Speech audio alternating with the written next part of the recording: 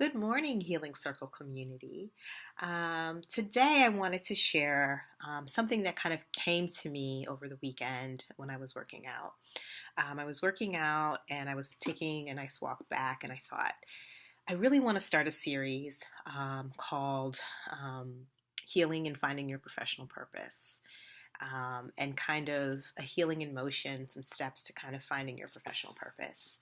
If you're someone who works in an environment that you're not really passionate about the work that you're doing, you're not really passionate really about life, about what's going on in your life, these 6 steps will really help you kind of get that going in motion to find your purpose, to find what makes you tick, what makes you feel alive. Here at the Healing Circle, we're all about finding your authentic self, and finding your professional purpose, I think, is part of that. So I'm going to give you 6 steps today that you can use, that you can start to implement today or tomorrow to really try to help you reach your professional purpose. So I call these 6 steps healing in motion. So the first step is finding a phone app, any kind of app, to track your progress and to help you stay motivated on the other steps that I'm going to give you. There's so many free apps now that you can add to your phone that you can track progress of goals, that you can set up reminders to motivate yourself to do these said goals. Just pick one. I know it can get overwhelming. You go online, there's so many different ones, or you go in your app store, there's so many different ones. Pick one. You can always change and switch to something else later on. But what we want to do is try to get things moving, getting them in motion to finding your professional purpose. The second step is finding or starting a workout regimen.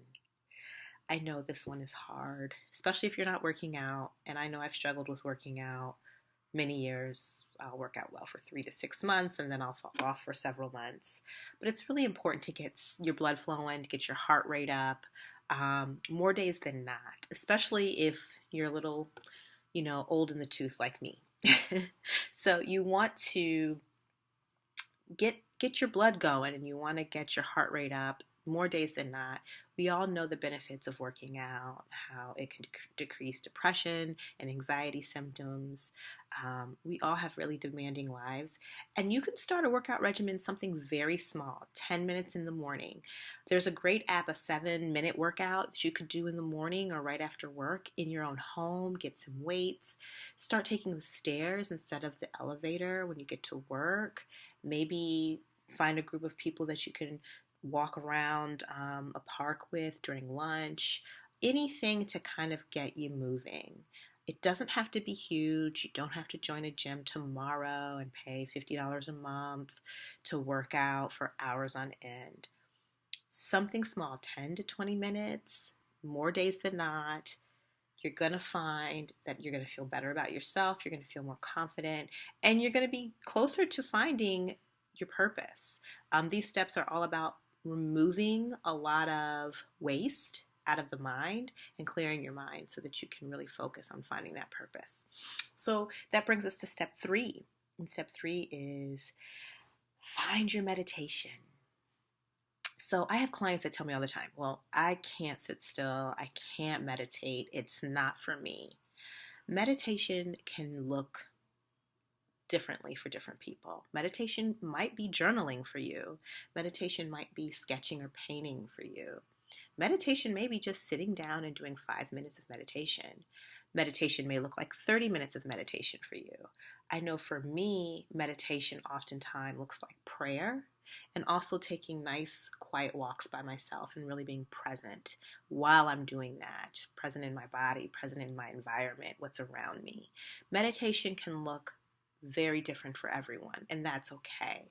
So if it's prayer, if it's reading the Bible for some time, if it's taking a nice walk, something that's going to really get you in tune with yourself and your purpose. So finding some time for meditation, it could be 5 minutes in the morning, it could be 10 minutes at night before you go to bed, it could be reading a book, just to really slow yourself down and kind of really be present.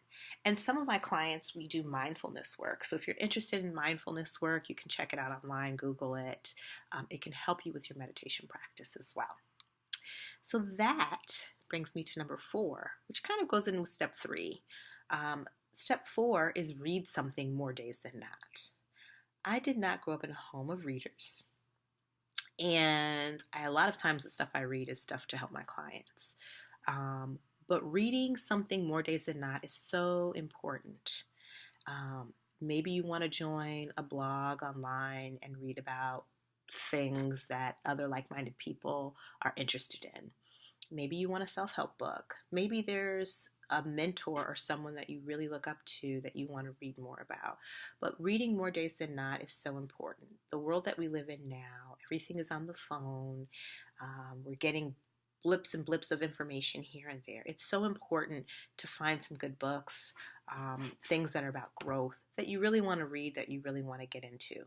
Again, our lives are busy, so maybe you're doing this right before you go to bed instead of watching TV, but something to kind of ground you and help you get closer to that purpose. Number 5, be mindful of what you eat at least 3 days a week. Yes, so this is hard. Be mindful of what you eat at least 3 days a week. You want to be really present in what you're putting in your mouth and what you're eating. Maybe lunch, you're going to do portion control all of a sudden. You're not going to eat as much, or you're going to eat your favorite burger, but you're going to eat half of the burger and half of the fries. Maybe you're going to eat a salad for dinner. Maybe you're going to not eat after 8 o'clock. Maybe you're going to cut down on that glass of wine. 3 days out the week, being mindful of what you're eating. It's going to help you. It's going to coincide with that working out. You're going to see differences in how you sleep. You're going to see differences in how your schedule goes for the day. You're going to be more present in your body. And number 6, which is so important, identify your vice or vices and make a plan to reduce them or eliminate them. Now, I know we all have at least one vice.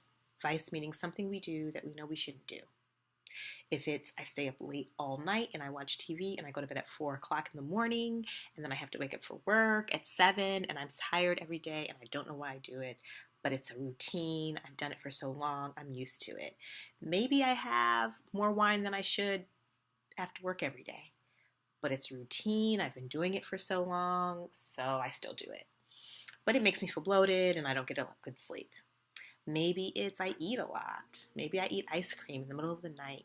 Whatever it is, whatever the vice is. Maybe I lie. Maybe I show up to work late or functions late. Figure out what the vice is or vices and make a plan to reduce them or try to eliminate them. I like to say reduce because we want to take small steps.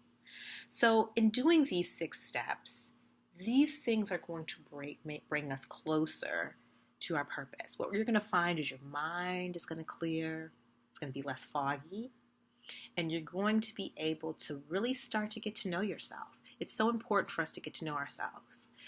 Most days we're ripping and running to work, we're trying to please others. If we have a partner, if we have children, we need to slow down and listen to our bodies and listen to our own minds of what we need and we want.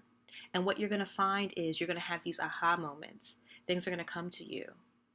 Maybe dreams of things that you'd like to do, or things that you want to stop doing, or people that you don't want to be around anymore.